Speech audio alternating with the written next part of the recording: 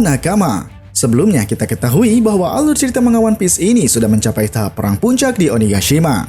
Pasukan samurai dan aliansi berulang kali menunjukkan aksinya yang ingin menumbangkan kekaisaran Kaido dan Orochi. Dan di video kali ini, Paradox akan melanjutkan kembali pembahasan pada spoiler sebelumnya, yang dimana kali ini kita akan membahas tuntas isi cerita dari chapter 1048. Tetapi sebelumnya, Paradox mau mengucapkan minal aizin wal faizin dan selamat hari lebaran buat kalian yang merayakannya. Dan buat kalian yang tidak merayakan, semoga kalian juga bisa ikut merasakan ketenangan dan kebahagiaan yang kami semua rasakan. Oke, tanpa banyak basa-basi lagi, mari langsung saja kita berlayar. Pada chapter 1048 ini berjudul tentang kilas balik pada 20 tahun yang lalu. Di sampul chapter, kita melihat Charlotte Cracker yang sedang duduk di sebuah ruangan dengan ditemani oleh Charlotte Bruley. Dan di sana sepertinya Charlotte Bruley sedang mencoba mengajak Cracker untuk pergi menghadapi Ichiji dan Reiju yang telah berhasil menyusup ke kota coklat. Dan dalam penyusupan yang telah dilakukan oleh Ichiji dan Reiju, kemungkinan mereka akan mencoba menyelamatkan kedua saudaranya yaitu Niji dan Yonji, yang sebelumnya memang telah berhasil ditangkap oleh pasukan bajak laut Big Mom. Pada sampul chapter 1048 ini memiliki judul Perjalanan Berdarah Dingin Germa Double Six Volume ke-10. Penyusupnya adalah Ichiji dan Reiju. Oke, kita lanjut ke cerita.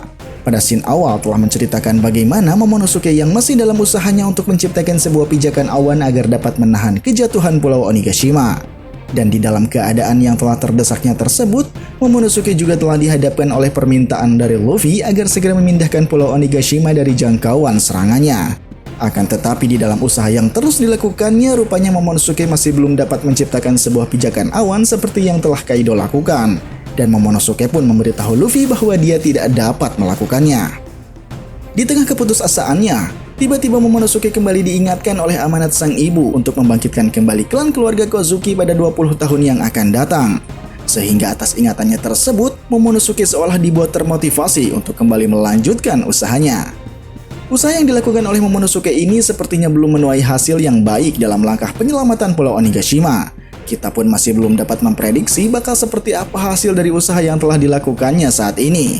Namun jika Momonosuke benar-benar gagal melakukannya, maka ini tidak hanya akan berimbas pada ibu kota bunga saja, akan tetapi ini juga akan berimbas pada semua orang yang berada di dalam kastil Onigashima. Kemudian scene beralih pada pertarungan Luffy melawan Kaido. Dan pada posisinya yang akan menerima pukulan tangan besar dari Luffy, rupanya Kaido malah bercerita akan masa lalunya pada 20 tahun yang lalu. Dan di dalam ceritanya Kaido memberitahu Luffy bahwa pada saat itu juga ada seorang pahlawan negeri Wano yang telah dibakar sampai mati. Dan pahlawan yang dimaksud oleh Kaido ini adalah Kozuki Oden yang telah dia eksekusi mati secara tragis dengan cara direbus. Meski telah berhasil mengeksekusi Kozuki Oden, ternyata ada hal yang telah membuat Kaido terkejut pada saat eksekusinya berlangsung. Pada saat itu sebelum kematiannya, Oden pernah mengatakan pada Kaido bahwa di 20 tahun mendatang bakal ada sosok pahlawan yang akan menyelamatkan negerinya. Dan Kaido pun telah membuat kesimpulan bahwa sosok pahlawan yang dimaksud oleh Kozuki Oden ini adalah Luffy beserta aliansinya. Atas kesimpulan yang telah dibuatnya ini, Kaido seolah merendahkan para samurai dan penduduk negeri Wano atas penantian lama yang telah mereka lakukan. Selama kurun waktu 20 tahun lamanya, mereka seolah dibuat putus asa atas penantian sosok pahlawan yang dikatakan oleh Kozuki Oden tersebut. Dan selama penantian dari penduduk Wano dan para samurai ini, Kaido juga telah membuat mereka menderita selama di dalam kekuasaannya. Kemudian pada saat sedang menceritakan masa lalunya, secara tiba-tiba Kaido telah menggunakan sebuah teknik aneh yang bernama Flaming Drum Dragon. Sehingga dengan teknik aneh yang dilakukannya ini, Kaido dapat merubah dirinya menjadi seekor naga api besar yang menyala. Sementara itu Luffy yang telah berhasil memegang tubuh Kaido sebelumnya, dia pun dibuat kepanasan sehingga dengan cepat melepaskan genggaman tangannya. Dengan keadaan tubuhnya yang telah dilapisi oleh api tersebut, Kaido seolah dibuat percaya diri sehingga menantang Luffy agar segera melancarkan pukulan besarnya. Dan di dalam tantangannya juga Kaido meremehkan Luffy bahwa dia tidak akan mampu menyentuh tubuhnya yang telah dilapisi oleh api. Sementara itu di sisi lain pada saat Kaido mengatakan hal tersebut, secara bersamaan tanduk dari Pulau Onigashima ini juga telah dibuat meleleh akibat terkena tubuh naga apinya. Dan entah teknik aneh apa lagi ini. Atau mungkinkah kekuatan buah iblis dari Kaido juga telah ikut berawakening seperti yang Luffy lakukan? Sementara itu di posisinya Luffy yang telah diremehkan oleh Kaido, dia pun membalas omongannya dengan mengatakan bahwa dia tidak akan pernah menyerah dan akan terus melancarkan serangannya kembali. Dan pada saat akan melancarkan serangannya, secara tiba-tiba Luffy kembali diingatkan oleh kakek Hyo yang pernah mengajarinya jurus yang dapat memukul lawannya tanpa harus menyentuh. Dan jurus tersebut bernama teknik Haki Ryu yang pernah dipelajari Luffy sewaktu dirinya berada di penjara Udon. Atas berkat teknik Haki Ryu yang telah dikuasainya saat ini, Luffy pun berniat menggunakannya untuk menyerang tubuh naga api Kaido tanpa harus membuat tangannya terluka. Sehingga dengan kepercayaan dirinya yang telah kembali bangkit, Luffy mengatakan pada Kaido bahwa dia akan mengirimnya hingga ke dasar neraka. Dalam keadaan yang sudah siap menyerang, Luffy kemudian melancarkan serangannya dengan teknik yang bernama Gomu Gomu no Bajrangan, atau yang bisa disebut dengan senjata Dewa Monyet, yang dimana Bajrang sendiri dalam bahasa Sanskerta memiliki arti Dewa Hanuman, di mana Bajrang digambarkan sebagai seorang laki-laki yang memiliki sifat emosional, pemberani, namun dia sangat ramah. Kita lanjut kembali ke cerita. Seolah tak mau kalah dengan wujud naga apinya, Kaido juga telah bersiap melakukan perlawanan dengan melancarkan serangannya yang bernama Rising Dragon Blazing Bagua. Dan atas bentrokan serangan yang telah terjadi antara Luffy dan Kaido ini telah membuat suatu ledakan yang sangat besar sampai terasa ke seluruh wilayah kastil Onigashima.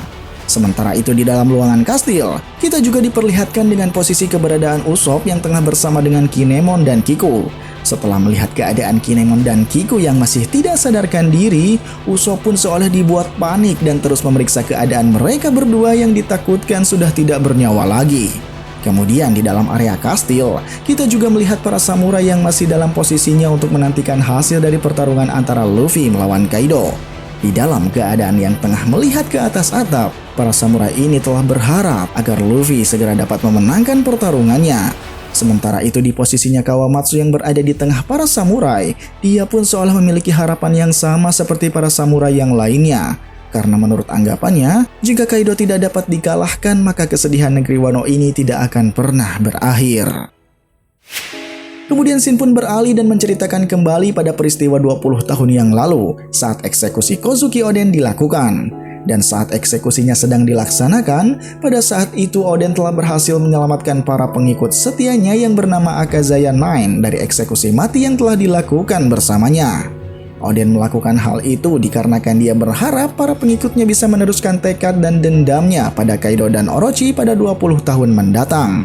Sementara dalam pengorbanannya itu, Oden telah rela mengorbankan dirinya sampai berakhir pada eksekusi mati. Dan setelah berhasil diselamatkan dari eksekusi mati yang dilakukan bersama tuannya, pasukan Akazaya saat itu berusaha untuk melarikan diri meski harus rela meninggalkan tuannya yang telah dieksekusi mati. Sementara itu Orochi yang merupakan mantan pengikut dari klan Kozuki sebelumnya, dia pun telah mengetahui kemana pasukan Akazaya akan pergi dan bersembunyi. Dan Orochi pun mengatakan bahwa mereka akan pergi ke Kuri untuk menyelamatkan sisa keluarga Kozuki yang masih hidup. Sehingga oleh karena itu, Orochi pun menyuruh anak buahnya untuk mengejar pasukan Akazaya dan membunuh sisa keluarga Kozuki yang tersisa. Dan dalam incarannya juga, Orochi berniat akan membunuh Momonosuke yang merupakan penerus pemimpin dari klan Kozuki. Sementara setelah Orochi mengatakan hal tersebut, Kaido juga akhirnya mengetahui bahwa Oden ternyata memiliki seorang putra. Sehingga saat waktu yang bersamaan dengan pelarian Akazaya 9, Kaido saat itu telah memutuskan pergi untuk mengincar Momonosuke demi mengakhiri klan dari keluarga Kozuki yang masih tersisa. Dan selama dalam pengejaran yang telah dilakukan oleh Kaido, di perjalanannya dia dihadapkan dengan beberapa penduduk negeri Wano yang berusaha menghentikannya.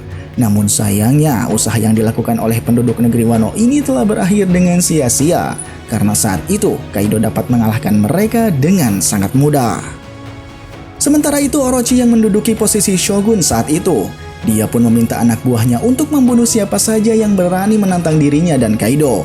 Sehingga atas perintah yang telah diberikan oleh Orochi tersebut, membuat anak buahnya juga berhasil membakar sebuah kastil milik klan Kozuki yang berada di Kuri. Dan atas keberhasilannya ini, mereka juga menyampaikan pada Orochi bahwa klan keluarga Kozuki telah terbakar sampai mati di dalam kastil.